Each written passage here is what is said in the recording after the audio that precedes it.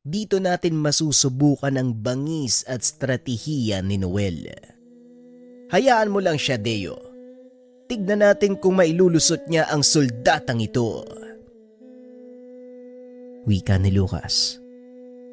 Kasalukuyang nasa ruweda si Noel, naghahanda sa pagsisimula ng soldata. Aba, tignan mo nga naman, Noel, ano? Nagkaharap tayo uli. Pero sa pagkakataong ito, sisiguraduhin kong manok namin ang mananalo. Wika ni Badong.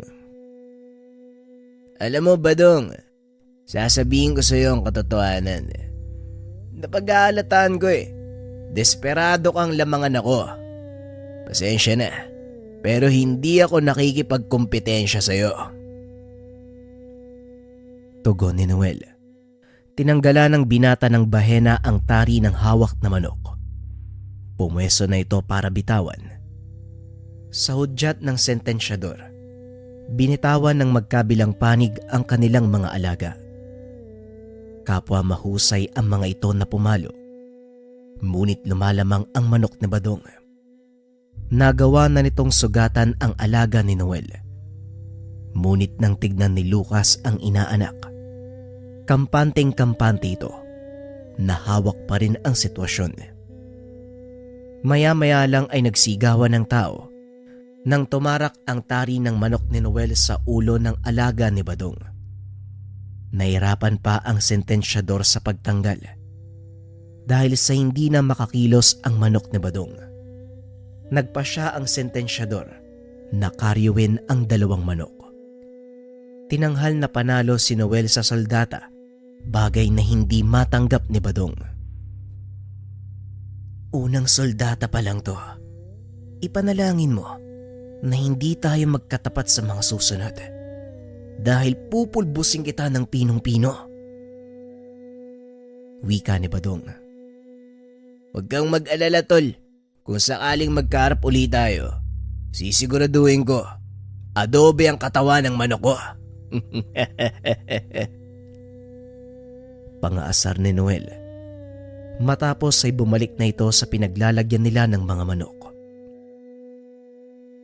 Aaminin ko, hindi ko inaasahan ang panalong yun.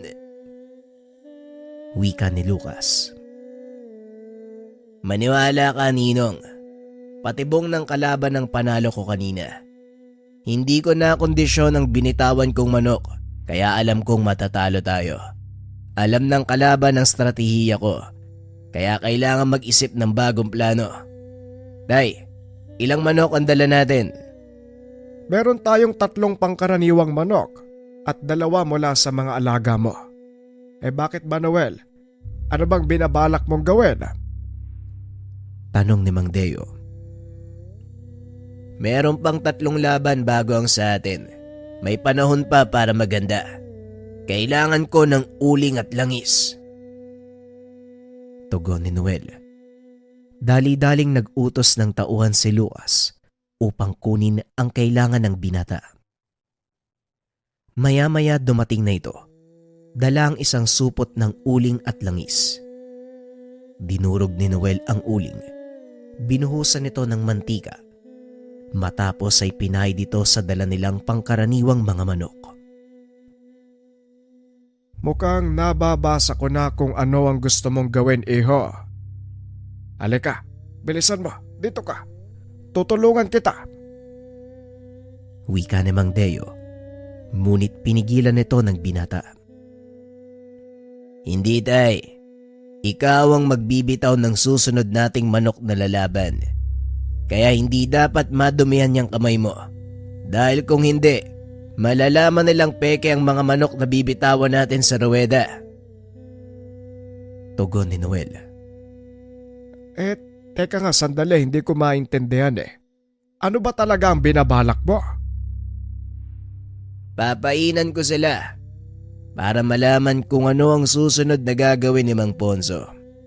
Sigurado nga akalain niya magpapakawala ako ng engkantong manok at gagamitin ko ang 3 nating mga ordinaryong manok para palabasin ang kanilang alas.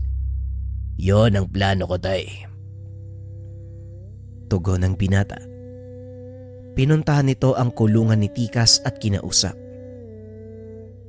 Mukhang mahirap nakatunggali ang manggagamot na sinasabi mo ah. Tama ka, kaibigan. Mahirap nga ang kalaban ng isang taong may karanasan sa ganitong uri ng laban. Kaya kailangan mong pakiramdaman ang mga galaw nila. Huwag kang mag-alala. May naisip na akong paraan eh. Kung ano man ang pinabalak mo, susuporta lang ako. Wika ni Tikas. Matapos ang mga paghahanda, tinawag na ang pangalan ni Noel. Dinala ng binata ang manok sa ruweda at kinausap ang ama. Tay, ang hawak niyong manok ay si Tikas. Magbibitaw tayo ng totoong inkantong manok sa pagkakataong ito. Dahil gusto ko makita kung ano ang gagawin ni Mang Ponso. Ang 3 pangkaraniwang manok na kinulayan ko, sila ang tatapos sa laban. Wika ni Noel. Naku, itong batang to, oo. Hindi ko alam kung ano talaga ang balak mo eh. Pero sige, sasakyan ko ang mga plano mo. Malaki ang tiwala sa'yo ng ninong Lucas mo. Kaya siguro, hindi rin masamang pumusta ko sa'yo. Tugon ni Mang Deo. Gaya ng inaasahan, umakyat ng ruweda si Mang Ponso at lumapit kay Badong. Meron siyang kung anong binulong. Umakyat ng ruweda si Noel. May kung anong ipinahid sa paa ni Tikas. Oy, para saan naman niyang pinahid mo sa paa ni Tikas? Tanong ni Mang Deo. Ang tawag dyan tay ay pulot.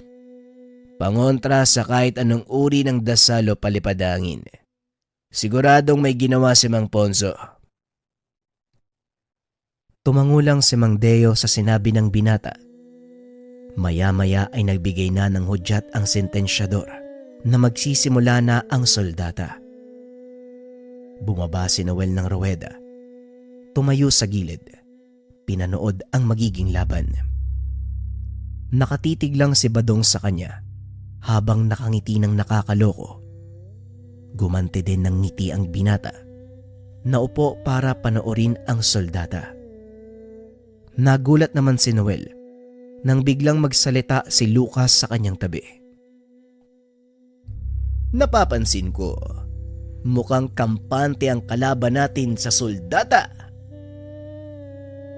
Ayan mo lang, Ninong. Manalo o matalo, wala namang mawawala sa atin eh. Isa pa, tiwala pa din ako kay Tikas. Oo nga, manok ang anyo ng isang yan, pero tao siya kung mag-isip. Hindi ko nga mapigilan minsan ng matawa kasi nakikita ko parang nakikipagsuntukan ng isang tao sa manok sa tuwing lalaban si Tikas. Tugon ng binata. Muling ibinaling ng dalawa ang tingin sa ruweda. Dahil sumisigaw si Mang Deo, napatayo si Noel nang makitang duguan ang kamay ng matanda. Hawak-hawak ng sentensyador ang manok ni Badong. Samantalang si Tikas naman, nasa isang sulok lang. Dali-daling umakyat ang binata at kinuha si Tikas. Anong nangyari, tay? Bakit nasugatan kayo? Tanong ni Noel. Ako ang pinunterya ng manok ni Badog. Mabuti na lang sinalubong ni Tikas. Kung hindi, nagkalat na ang bituka ko sa ruweda. Maraming salamat, Tikas. Pero ano ba talaga nangyari? Kaya ng sinabi ng tatay mo, hindi ako pinunterya ng manok na kalaban. Siya ang ginatake. Ano, Mang Deo? Itutuloy pa ba natin? Mukhang hindi mo na kayang humawak ng manok ah. Tanong ni Badong. Tinignan nito ng masakit ni Noel at nilapitan. Kung ano man ang binabalak nyo, huwag nyo nang ituloy, Badong. Sabihin mo yan sa amo ko. Sumusunod lang ako sa sinasabi niya sa akin eh. Tugon ni Badong. Tinignan ni Noel ang amo nitong si Mang Kiko. Nakatitig lang din ang matanda sa kanila mula sa kinaroroonan nitong balkonahe. Naglakad pabalik si Mang Noel kay Mang Deo, sinabihang bumaba na sa ruweda. Sige na tay, ako na magpapatuloy ng soldata. Patignan niyo muna yung sugat niyo. Mukhang malalim eh. Wika ni Noel. Ngunit bago pa man tuluyang makababa ang matanda, bigla itong hinimatay. Saktong napakawala na ni Deo si Tikas. Sinalubong ito ng manok ng kalaban. Sige na Deo, ituon mo ang pansin sa laban. Ako nang bahala kay tatay mo. Wika ni Lucas habang inaalalayan ang matanda sa labas ng sabungan. Habang nagsasalpukan ang dalawang manok, panay naman ang tawa ni Mang Ponso habang nakatingin sa papalayong si Mang Deo. Hindi ito pinansin ng binata sa pag-aakalang nang aasar lang ang matanda. Ibinalik ni Noel ang atensyon sa mga naglalabang manok. Napansin nitong panay ang lundag ni Tikas. Tikas, anong nangyayari? Bakit panay ang lundag mo? Tanong ni Noel sa isipan ni Tikas. Nilagyan nila ng apog at asin ng ruweda. Nahihirapan akong tumayo ng maayos, Noel. Tugon ni Tikas. Alam ng binata na delikado ang lagay ng kaibigan ng mga sandaling iyon. Kaya sinabihan nitong itigil ang laban. Ngunit hindi nagpaawat ang engkantong manok dahil sugatan na ang kalaban nito.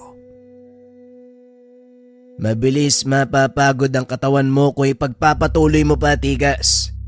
Delikado ang magiging lagay mo kung sakali. Kaya nga tatapusin ko na to eh. Tugon ni Tigas. Sabay pa ulan ng palo sa kalabang manok. Hindi na ito nagsayang ng oras dahil alam ng engkantong manok na may mas mahalaga silang dapat atupagin ng mga sandaling iyon. Habang nagkakagulo ang mga tao, dali-daling lumabas ng ruweda si Noel. Pinunta nito sina Lucas at Mang Deo sa likuran. Mabuti naman at nagawa mong ipanalo ang laban. Pero maaaring alam na ni Mang Ponso ang tungkol kay Tikas. Wika ni Lucas habang ginagamot ang sugat ni Mang Deo.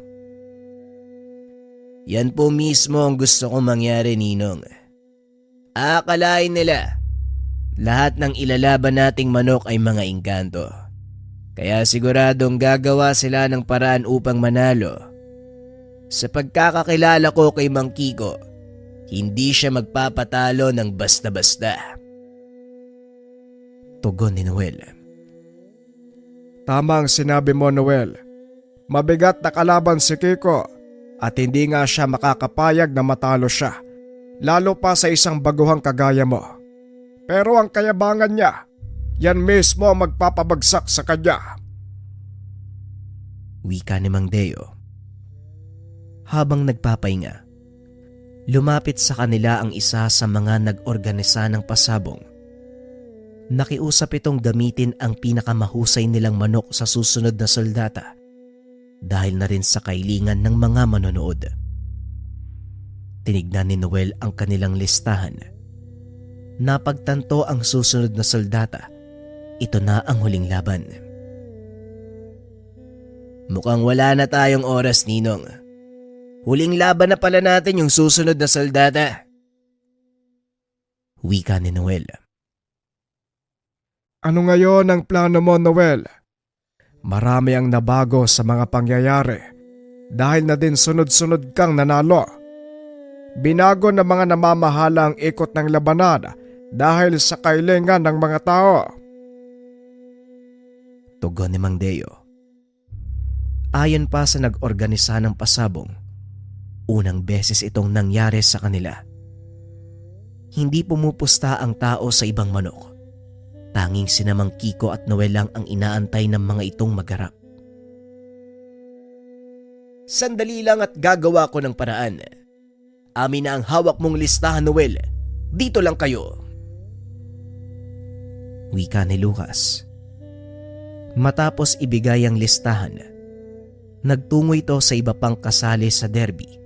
Kinausap nito ang may-ari ng manok. Anong ginagawa ni Ninong Day? 'Di ba? Bawal yung ginagawa niya. Oo, bawal. Pero hindi para sa isang mananaya. Mautak talaga tong si Lucas. Tignan mo na lang ang kakalabasan mamaya. Tugon ni Mang Deo. Ilang minutong nakalipas ay bumalik na si Lucas.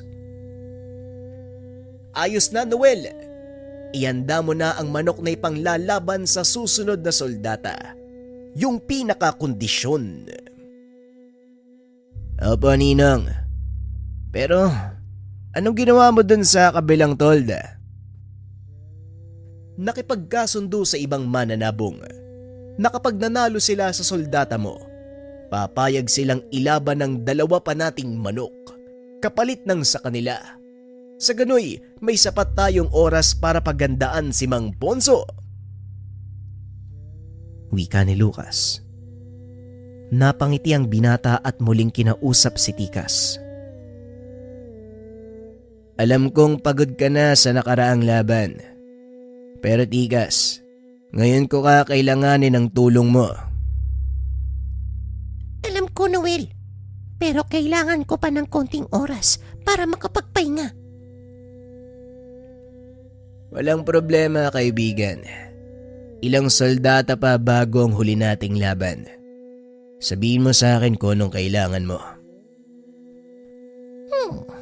Siguro, masarap na pagkain.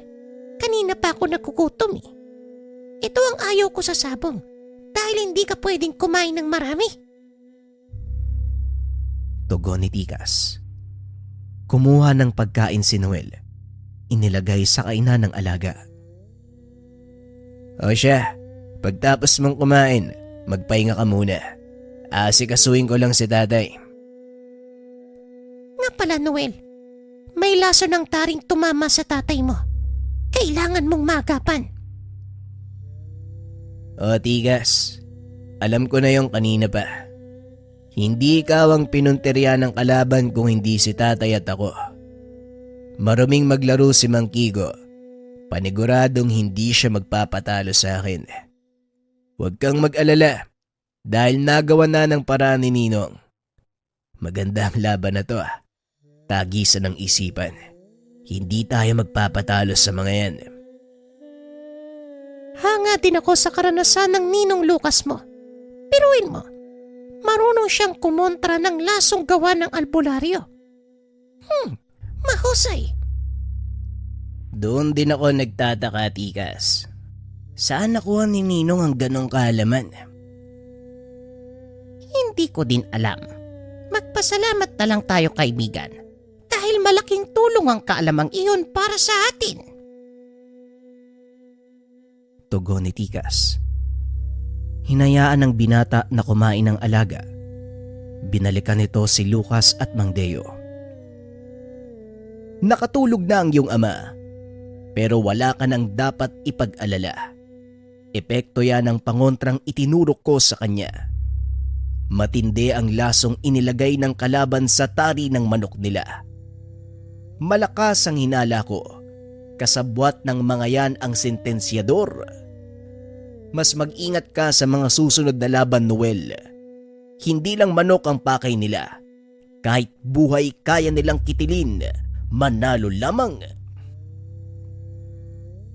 Ngayong alam ko na ang totoong intensyon ni Mang Kigo. Hindi ko sila hahayaang magtagumpay. Hindi ko rin papalampasin ang tangkang pagpatay kay tatay. Kuwaan ng buhay ang gusto nila. Pwede namang ganun eh. Wika ni Noel. Maya-maya binalikan nito si Tigas. Laking gulat ng binata dahil naging talisayong itim ang balahibo nito. Mapagkakamalang pangkaraniwang manok lang si Tigas ng mga sandaling iyon. Hindi na sila maghihinala na isang manok lang ang ginamit mo. Ngayon, Noel, handa na ako. Halika na, lumaban na tayo. Nakikita ko, kaibigan. Sandaling panahon na lang. Magsisimula na ang susunod nating laban. Huling soldata na ito para sa atin. Kaya ibigay mo na ang lahat ng kaya mong gawin. Walang limitasyon, kaibigan. Ipakita mo kung sino ka. Hindi mo na kailangang sabihin ang bagay na yan. Ako nang bahala. Wika ni Tikas. Maya-maya ay may dumating na lalaki mula sa kabilang tolda. Kinausap nito si Lucas at may kung anong inabot. Pag-alis ng lalaki, saka naman lumapit si Noel sa kaibigan ng ama. Ninang, ano po yung binigay sa inyo ng lalaki? Ito ba? Tumigas na itim na pulot mula sa bahay ng bubuyog. Ipahig ko daw sa paa ng lalaban nating manok. Kokontray nito ang anumang orasyong ilalagay ng mga kalaban sa tari ng alaga nila. Ilang minuto na lang, magsisimula na ang laban natin, Ninong. Hayaan mong ako na ang gumawa niyan. Wika ni Noel. Tinutulan nito ni Lucas. Hindi, Noel. Patibong ang binigay sa atin ng taong yun. Ang itim na pulot ay isang uri ng basag mutya. Pero hindi pareho ang epekto nito para sa mga engkanto. Pinipigilan nito ang kapangyarihan ng isang elemento sa paglabas. Kapag ginamit natin ang itim na pulot, paniguradong pupulutin sa kangkungan niyang alaga mo o hindi kaya na may magiging pulutan ng mga lasinggero. Tugon ni Lucas. Nagkunwari na lang itong nakikiisa sa plano ng ibang mananabong. Dahil sa kanila nga nakapusta ang karamihan sa mga tao. Ngunit lingid sa kalaman ng mga mananabong, nakita ni Lucas ang listahan ng susunod na kalaban ni Noel. Ayos ah. Mabilis ka talagang mag-isip noong. Kung sa akin ibibigay ng taong yon ang itim na pulot na yan, malamang naipahid ko na sa panitikas yan. Hindi totoong sa atin sila pupusta. Ang taong lumapit sa akin ay isa sa mga kaalyado ni Kiko. Kilala ko ang taong yun. Mabuti na lang at hindi niya ako namukaan. Tugon ni Lucas. Ilang sandali pa tinawag na sa ruweda ang manok ni Noel. Dali-dali nitong pinuntahan si Tikas at kinuha sa kulungan. Hindi na nag-usap ang dalawa dahil alam na ng binata na may nagmamatsyag sa kanila at maaaring hindi na mamalayan ni Noel na napalakas na pala ang pagsasalita nito. Nang matapos ikabit ang tari, umakyat na ng ruweda si Noel. Nagiyawan ang mga tao nang makita ang binata at ang hawak nitong manok. Ang ilan ay nagbulungan pa dahil wala namang palaying itim na talisayin si Mang Deo. Ngunit hindi na mahalaga para sa kanila ang bagay na yon dahil sa isip-isip ng mga ito, sigurado na ang panalo. Nagulat si Noel dahil si Mang Kiko na mismo ang magbibitaw ng kanyang manok. Nakatalikod ito sa kanya habang kausap si Mang Ponso. Maya-maya pa, humarap ito kay Noel at ngumiti. Nagbigay ng hudyat ang sentensyador para lumapit sa gitna ang magkabilang panig. Sinuri nito ang mga tari ng manok, maging ang mga markang nagpapakilala sa mga tao kung saan sila pupusta. Matagal na panahong nagkaharap kami ng iyong ama, pero ni minsan hindi pa ako natatalo. Kaya nagugulat ako sa pinapakita mo ngayon. Sa kauna-unahang pagkakataon, may isang baguhang mananabong ang bumangga sa akin at nagawa akong talunin ng sunod-sunod. Hindi mo ako mapapaikot sa ganyang stratehiya, binata. Alam kong merong kakaiba sa'yo at yon ang papalabasin ko. Wika ni Mang Kiko. Galit na ito habang nakatingin kay Noel. Hindi rin napapansin ng matanda na halos mabalian na ng buto ang hawak nitong manok nang dahil sa panggigigil. Magulis dili ka, Manong Igo. Baka hindi pa nagsisimula ang sabong. Mapatay mo na yung hawak mong manok. Masyado kang gigil. Biglang napayuko ang matanda. Naalalang may hawak siyang manok. Nako, pasensya ka na ha. Sa sobrang asar ko sa'yo, hindi ko na malayang napipiga ko na ang katawan ng alaga ko. Wika ni Mang Kiko. Tumanda na kayo sa larangang ito. Ni minsan, hindi ba sumagi sa isipan nyo na sugal ang sabong at hindi natin hawak ang pagkakataon? Nakadepende sa manok ang kakalabasan ng pustahan, Manong. Kaya kung may galit kayo sa akin ngayon, hindi sabong ang pinunta nyo dito, kung hindi away. Natahimik si Mang Kiko dahil hindi nito akalaing makakarinig siya ng pangaral mula sa isang baguhan. Magsasalita pa sana ito, ngunit inawat na sila ng sentensyador. Malamang tama ka, kaya hayaan na lang natin ang mga manok ang magsalita. Natawa si Noel sa sinabi nito. Tama, Manong. Hayaan na lang natin ang mga manok ang magsalita. Pabulong na wika ng binata. Ibinigay ng sentensyador ang hudyat para bitawan ng magkabilang panig ang kanilang mga alaga. Inilapag ni Noel ng marahan si Tikas. Samantalang si Mang Kiko naman, biglang hinagis ang hawak na manok. Kamuntikang tamaan si Noel sa braso. Mabuti na lang, sinalubong ito ni Tikas ng malakas na palo. Ako nang bahala dito. Lumayo ka! Wika ni Tikas. Tumayo sa gilid si Noel habang pinapanood na maggirian ang dalawang manok. Hanggang sa pumutok ang malakas na palo mula sa magkabilang panig. Naghiyawan ang mga tao, lalo pa nang bumagsak ng nakatiyaya ang manok ni Mang Kiko. Napasigaw din ito mula sa kanyang kinakatayuan. Samantalang si Noel naman, kampanting pinapanood ang laban. Makailang ulit nagsalpukan ang dalawang manok hanggang sa tuluyang bumagsak ang isa sa kanila. Hindi na makatayo ang manok ni Mang Iko dahil malubha ang tama nito sa pagitan ng binti. Lumabas na rin ang bituka nito, kaya kagad sinabihan ni Noel ang alaga na tapusin na ang paghihirap ng kawawang manok. Akmang lalapit na sana ang sentensyador nang biglang lumipad pa itaas si Tikas. Nagawa naman itong hilahin ni Noel. Kalma lang, Manong. Hayaan mong tapusin ng mga manok ang laban na yan. Hindi numero magpapasya ng panalo. Ang matirang buhay ang siyang tatanghaling kampiyon.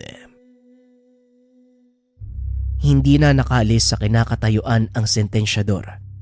Dahil na din sa sigaw ng mga tao, nahayaan ang mga manok na maglaban hanggang sa kanilang kamatayan. Bumaon ang tari ni Tika sa dibdib ng kalabang manok na naging dahilan ng agaran nitong kamatayan. Nagsipaghiyawan ang mga tao dahil halos lahat nakapusta sa manok ni Noel. Samantalang si Mang Iko naman ay halos magwala dahil bukod sa pagkatalo sa isang baguhan, malaking halaga ng pera ang nawala sa kanya. Nagpa siya nang umuwi si Noel. Hindi na ipinagpatuloy pa ang balak dahil alam ng mga ito na nanalo na sila. Mukhang hindi na makakabawi si Iko o Kiko na yan. Ang gulo ng pangalan ng matandang yan eh. Hindi na makakabawi yon sa kahihiyan na binigay mo sa kanya. Nakita mo lang sanang matinding galit. Ay nako, nakakatawa yung buka.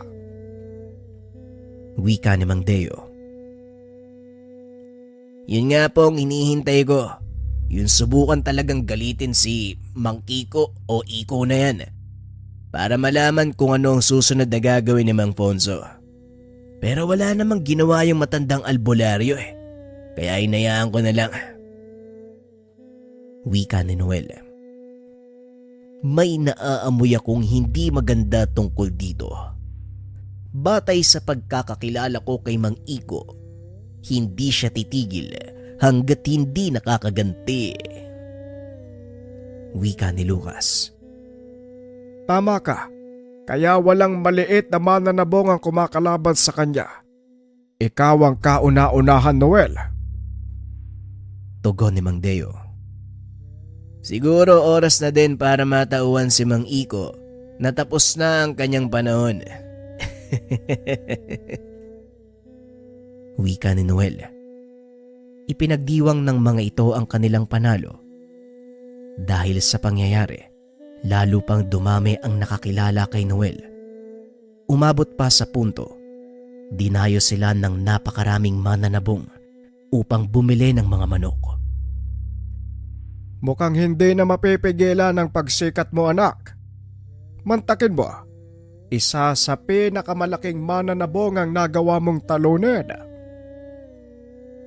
Wika ni Mang Deo. Habang naglalakad ang mga ito sa isang bakanting lote na binili para pagtayuan ng isa pang manukan. Hindi ko naman sila masisisi, Tay. Pero gaya nga ng sinabi ko, hindi ako nagpapakampanteng habang buhay nasa taas ako eh. Isang malinaw na ehemplo si Mang Kiko. Kilala at sikat na mananabong. Pero asan siya ngayon? Balang araw, darating din ang panahon na babagsak ako. Pero sisiguraduhin ko, hindi ganun kasakit. Tugon ni Noel. Maya-maya ay dumating ang isa sa mga tauhan ni Lucas. Merong dalang mga papeles. Noel at Mang Deo, pinapabot po ito ni Manong Lucas. Kung maaari daw po lumawas kayo ng syudad dahil may mahalaga siyang sasabihin. Wika ng tauhan ni Lucas na si Iking. Bakit? Hindi ba siya makakapunta rito? Yun nga po ang problema, boss eh. Dahil hindi makalis ng bahay si Mang Lucas kaya kung maaari, kayo na lang ho sanang pumunta. Tugon ni Iking. Binasa ng binata ang papel na inabot. Promosyon to ng sabong ah. Sabong sa syudad, Tay. Mukhang may binabalak na naman si Ninong. Wika ni Noel.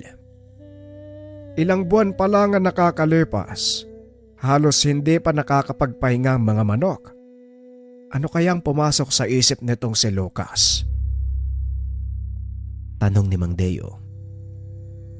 Hindi nga po mapakali nung malaman niya yung tungkol sa promosyon na yan eh. Kayo kagad yung unang pumasok sa isipan niya. Wala din kasi siyang sinabi sa akin na kahit ano eh. Wika ni Iking.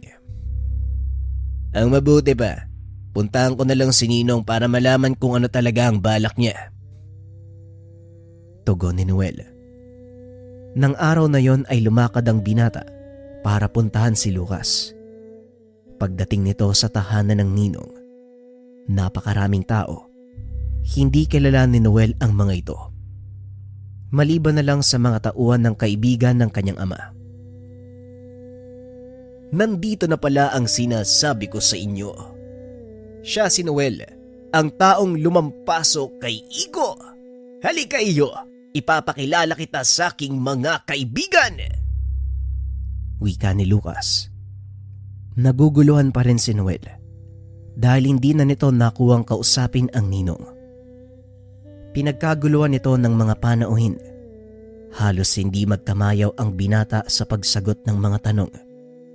Gaya ng mga estratehiya sa pagkondisyon at pagsasanay sa mga manok. Sinagot naman lahat ito ni Noel hanggang sa tuluyang nagsawa ang mga tao sa kakatanong. Nilapitan nito ni Lucas at kinausap. Nong, bakit niyo ako pinatawag dito? Tanong ni Noel. Nakikita mo ba ang mga taong yan, Noel? Handa silang sumuporta ng pinansyal kung sakaling itutuloy natin ang promosyong ibinigay ko. Tugon ni Lucas. Ibig mong sabihin yung papeles na binigay mo sa akin, yun na mismo ang kontrata ng promosyon at ikaw talaga ang promotor. Tama ka. Wala naman sigurong masama kung paminsan-minsan tumaya tayo ng malaki, hindi ba? Tugon ni Lucas. Tama naman ho kayo, Ninong. Pero paano may isasagawa ang sinasabi mo gayong nandito tayo sa syudad? Lalo pat wala tayong kaukulang permiso. Tumawa ng malakas si Lucas. Inakbayan ng binata. Noel, hindi mo ba nakikita ang mga taong yan? Ang karamihan sa kanila ay pulis. Yung iba ay merong mataas na ranggo sa militar. May ilang abogado at politiko. Magiging madali na para sa atin ang mga permisong sinasabi mo. Pinapunta kita dito para personal na marinig ang iyong pagpapayag. Ikaw ang susi para matuloy ang promosyon. At isa pa, pagkakataon na ito para muli kayong magkaharap ni Iko. Nanlaki ang mga mata ni Lucas nang marinig ang pangalan ng dating kaibigan ng ama. Wala na po akong hangad na makaharap sa soldata si Mang Igo. Pero gusto ko pa ring idaos natin ang promosyon. Sige, kakausapin ko si tatay. Wika ni Noel. Narinig ito ng karamihan sa kanilang panauhin. Kaya naman nagsigawan ang mga ito. Matapos ang pag-uusap, umuwi ang binata at sinabi sa ama ang naganap. Aba, mukhang sinusubukan na naman ni Lucas ang umakyat ng isang hakbang ah. Wika ni Mang Deo. Sa palagay ko nga po, tay, wala namang masama sa gusto niyang mangyari. Pero ang ipinagtataka ko, bakit kailangan pa niya ng tulong mula sa atin? Kung may mga tao namang sasagot ng pinansyal. Wika ni Noel. Mukhang may binabalak tong kaibigan ko ha. Tignan na lang natin kung anong gagawin niya. Kakaiba talaga mag-isip itong si Lucas, ano? Wika ni Mang Deo. Pinaghandaan nila ang promosyon na gaganapin sa susunod na buwan. Nasa kalagitnaan sila ng paghahanda nang dumalaw naman si Mang Lucas sa manukan.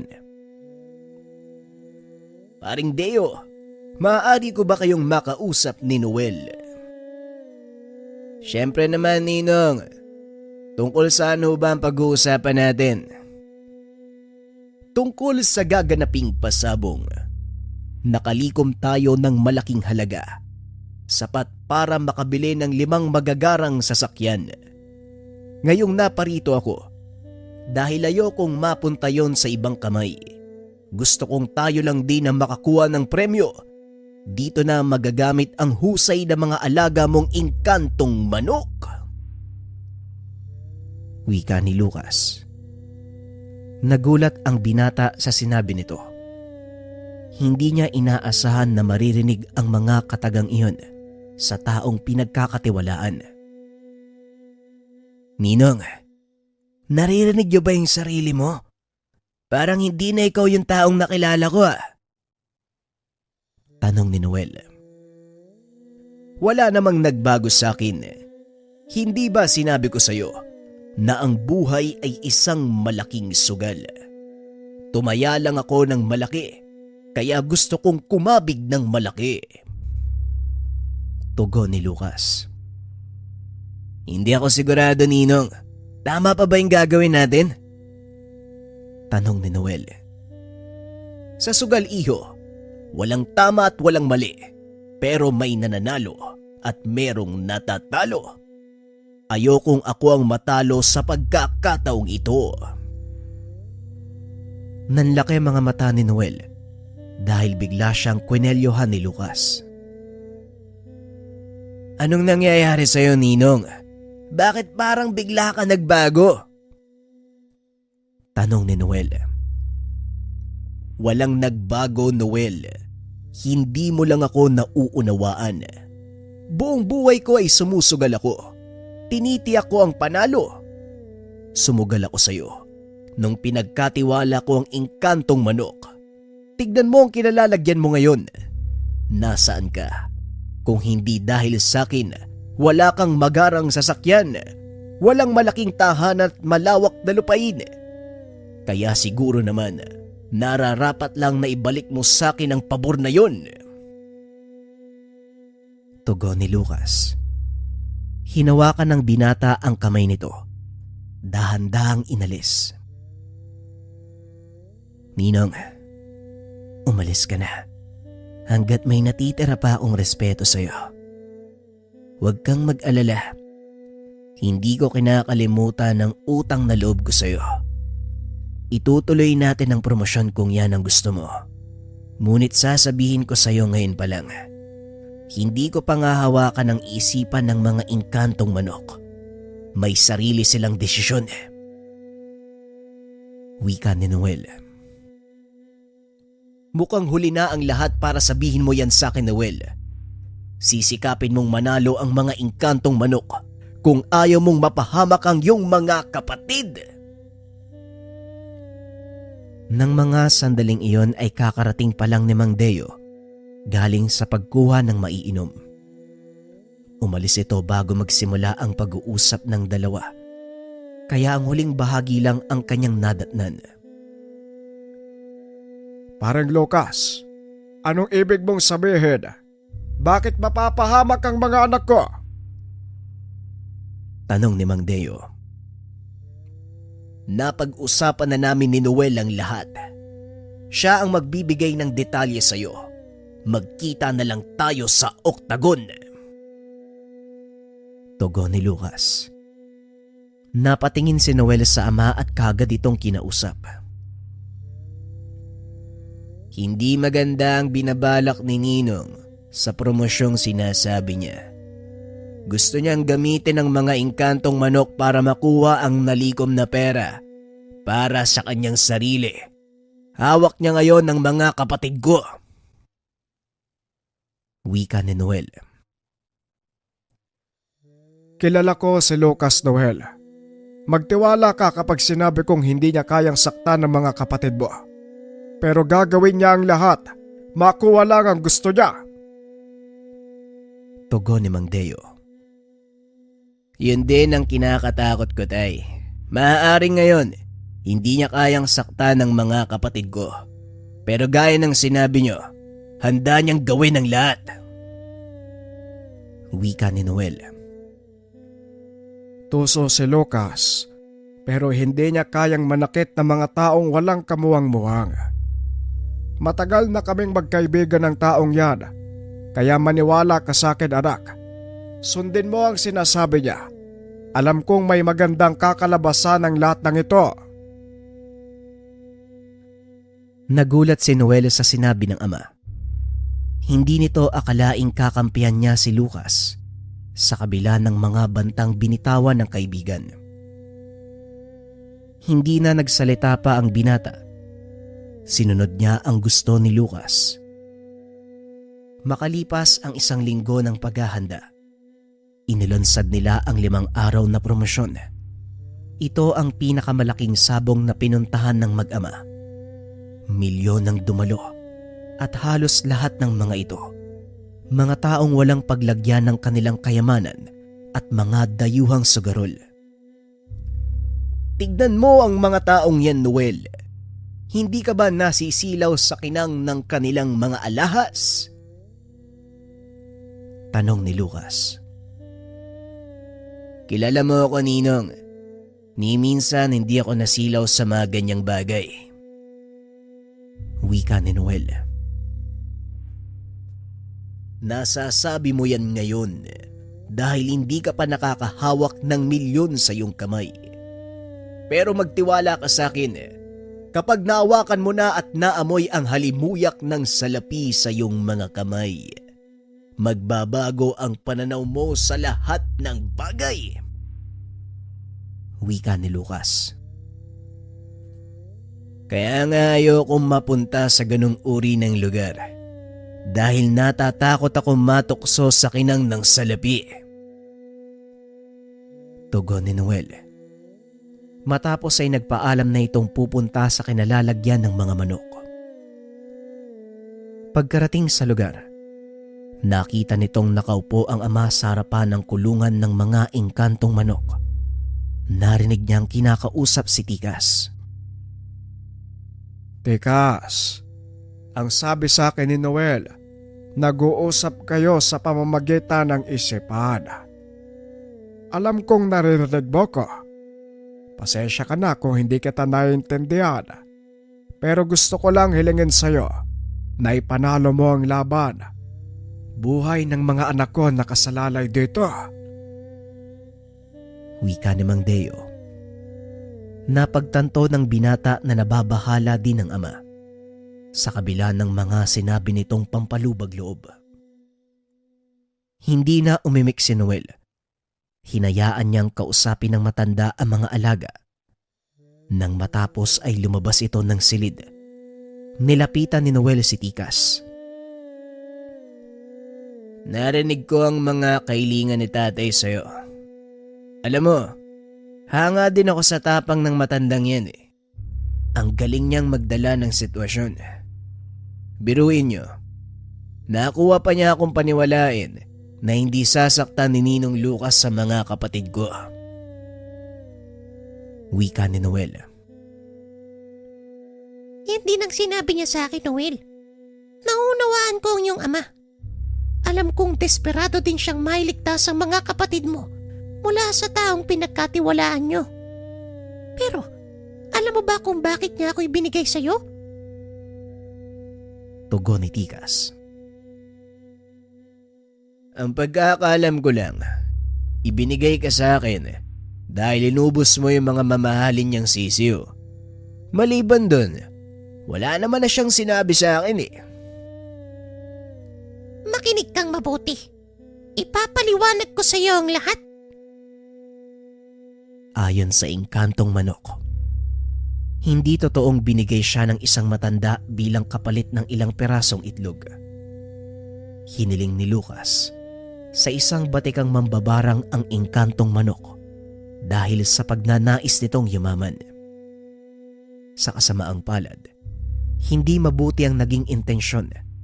Unti-unting naubos ang kanyang mga naipundar. May kakibat na sumpa ang paggamit ng mga engkantong manok sa masamang gawain. Hanggang sa umabot na sa puntong nagkakasakit na siya. Unti-unting nalugmok ang katawan. Kaya naman pinili nitong patayin ang nakuhang engkantong manok. Sa kasamaang palad may naiwan itong sisiw. At yon ay walang iba kung hindi si Tikas. Sa takot na maulit ang sumpa sa kanya, pinili ni Lucas na ibigay ito kay Noel. Ilang buwan lang ang nakalipas, muling nanumbalik sa dati ang katawan ni Lucas. Sa pamamagitan ni Noel, unti-unting nabawi ni Lucas ang mga nawala sa kanya.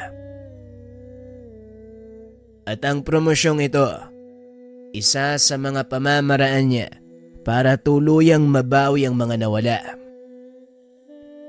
Tanong ni Noel. Oo, Noel. Desperado na si Lucas na maibangon ang sarili niya mula sa pagkakalugmok na siya mismong may kawa. Tugon ni Tikas. Hindi makapaniwala si Noel sa mga narinig. Hindi nito inasahan. Ganon ang nangyari kay Lucas. Kung sinabi niya sa akin ang katotohanan noon pa lang, nagawa na namin ang paraan eh. Tikas, may hihilingin ako sa iyo ha. At sana, huwag mong ituring na masama ang gagawin ko. Ipanalo natin yung laban para kay Ninong at sa mga kapatid ko. Wika ni Noel.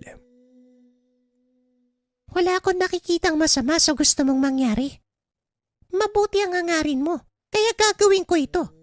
Bilang pasasalamat sa ipinakita mong kabutihan sa akin. Tugon ni Tikas. Habang nag-uusap ang mga ito, nagiyawan ang mga tao. Hudyat na nagsimula na ang soldata. Napakaraming mananabong ang sumali. Hindi inaasahan ni Noel na una silang lalaban. Pinuntahan ni Lucas ang binata upang kausapin. Noel, gusto kong painan mo sila. Ipatalo ang unang laban. Walang problema, Ninong. Areglado. Tikas, narinig mo yung sinabi ni Ninong? Tugon ni Noel. Tumilaok lang si Tikas bilang tugon.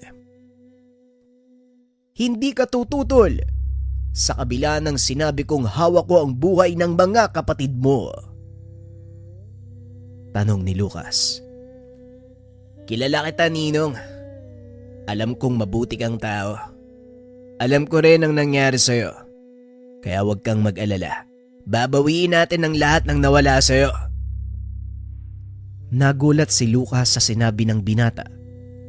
Wala itong nagawa kung hindi ang mapaluha. Salamat sa pag-unawa, Noel. Pasensya ka na kung dinaan ko pa sa pananakot ang paghingi ng tulong mo. Inakala ko kasi na hindi ka papayag.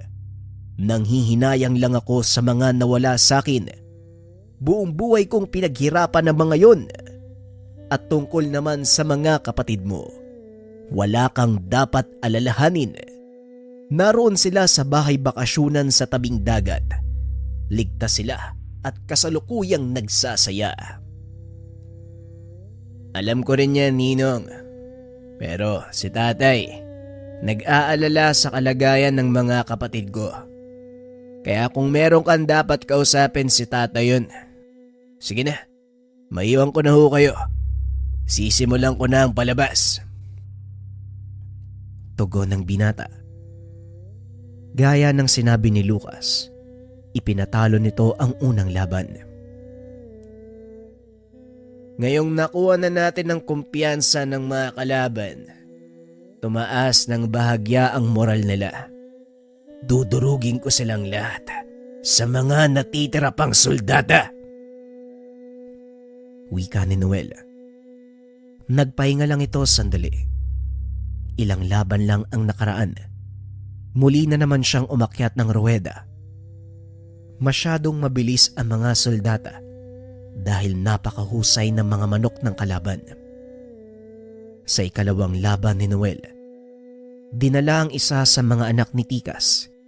Pinangalanan niya itong Gulang dahil sa kakaibang estilo sa pakikipaglaban.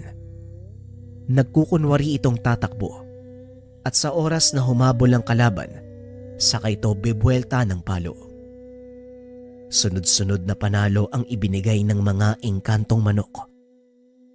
Nang araw na yon ay masayang-masaya si Lucas dahil unti-unti niyang nakikita ang magiging kahihinatnan ng kanyang ginagawa. May 4 na araw pa tayo para maganda.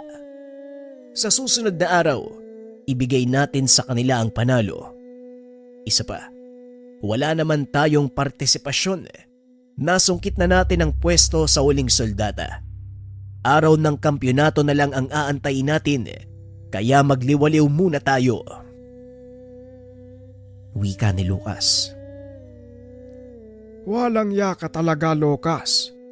Kung hindi ko lang alam ang tabas ng bituka mo, malamang napatay na kita.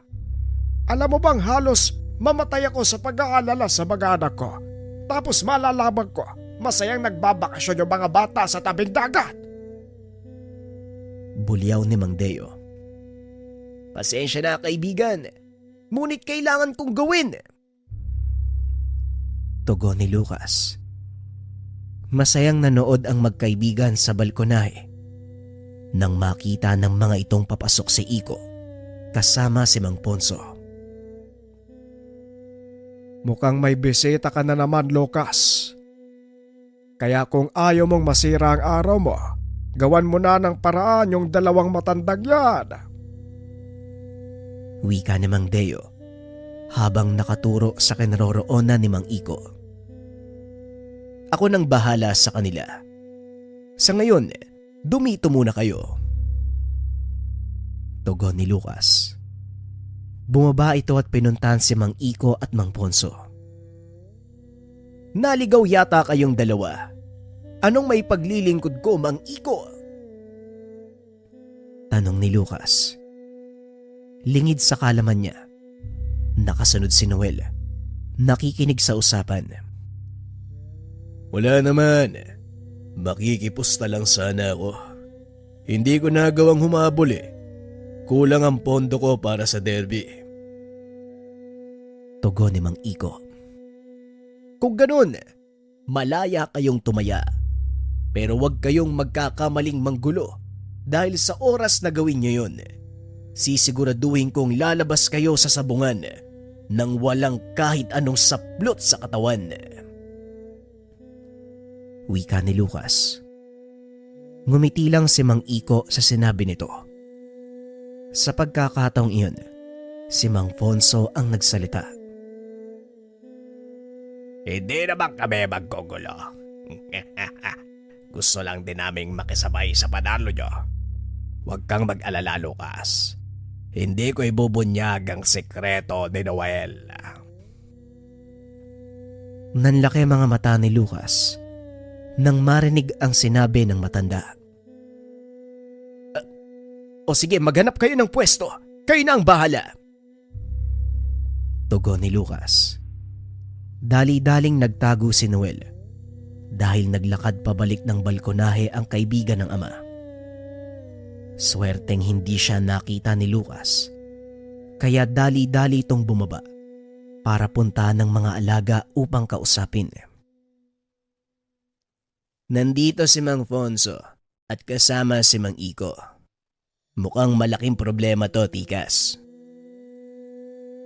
Wika ni Noel. Ano bang kinakatakot mo, kaibigan? Wala silang magagawa hanggat hindi nakakalapit sa ruweta. Kung palipad hangin lang ang gagawin nila, huwag kang mag-alala dahil kaya kong ibalik yun sa kanila nang walang kahirap-hirap. Wika ni Tikas. Hindi ko maiwasang mag-alala dahil baka maulit na naman ang nangyari nung nakaraan. Hirap tayong ipanalo mga laban dahil sa pakikialam ng matandang manggagamot. Hindi siya dapat makigulo. Kung hindi, masisira ang lahat ng plano natin. Wika ni Noel. Kung ganon, ako nang bahala sa kanila. Antayin mong matapos ang huling soldata at ako ang gagawa ng paraan. Tugon ni Tikas. Albularyo ang isang yun. Paniguradong may mga pangontra siya. Albularyo lang siya, Noel. Ako ay isang talunanon. Tugon ni Tikas. Kampante ang inkantong manok na magagawa niyang pigilan ang anumang balak ni Mang Ponso. Kaya inantay ni Noel ang pagtatapos ng soldata sa gabing iyon. Matapos ay pinakawalan nito si Tikas at ang ilan sa mga alagang inkantong manok. Magkita tayo sa tahanan ni Lucas. Wika ni Tikas bago ito umalis. Tahimik na nagantay ang binata. Wala itong pinagsabihang kahit sino tungkol sa plano ng alaga. Habang masayang nagdiriwang si Mang Deo, matyagang nag-aabang ang binata sa pagbabalik ng kaibigan. Ilang minuto pa ang nakalipas, narinig na tumilaok si Tikas. Dali-daling lumabas ang binata. Nakitang nakadapo ito sa kanyang kulungan. Anong nangyari, Tikas? Nagawa mo ba? Oo, Noel, nagawa ko. Hindi na makikialam ang matandang yun. Kaso nga lang, nasugatan ako sa pakikipagsagupaan sa kanya. Nanlaki mga mata ni Noel nang makita ang tumutulong dugo sa bandang binti ni Tikas. Kailangan nating tahiin ang sugat na yan. Halika, para magamot ang sugat mo. Wika ni Noel. Lumabas ng tahanan si Mang Deo. Nakita ang sugat ni Tikas. Anong nangyari kay Tekas? Bakit may sugat? Nga pala, nakatanggap ng tawag si Lucas. Patay na daw si Mang Ponso. Hinarang ng mga kalalakihan. Kinuha daw lahat ng panalo niya. Maraming salamat sa pakikinig ng ating kwento mga kabayan. Abangan ng last episode ng kwento. Maraming salamat.